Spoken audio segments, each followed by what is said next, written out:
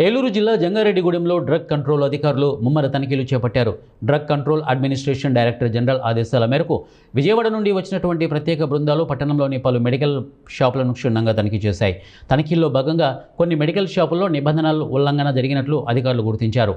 నిబంధనలు అతిక్రమించిన వారిపై కఠిన చర్యలు తీసుకుంటామని డ్రగ్ ఇన్స్పెక్టర్ హెచ్చరించారు. ఇప్పటి వరకు జంగారెడ్డిగూడెం పట్టణంలో సుమారు 6 మెడికల్ షాపులను తనిఖీ చేసినట్లు అధికారులు వెల్లడించారు. మందులు కొనుగోలు చేసే సమయంలో ప్రజలు అత్యంత జాగ్రత్తగా ఉండాలని అధికారులు సూచించారు.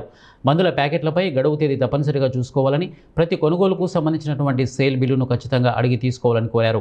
ఏజెన్సీ ప్రాంతాల్లో అక్రమంగా గర్భస్రావ మాత్రలు విక్రయిస్తున్నారనే ఫిర్యాదులపై స్పందిస్తూ ఈ విషయాన్ని ఉన్నతాధికారుల దృష్టికి తీసుకువెళ్లి కఠిన చర్యలు తీసుకుంటామని భరోసా ఇచ్చారు. మందుల విక్రయాల్లో పారదర్శకత ఉండాలని, ప్రజల ఆరోగ్యంతో చెలగాటమాడితే సహించేది లేదని తనిఖీలు కొనసాగుతాయని తెలిపారు.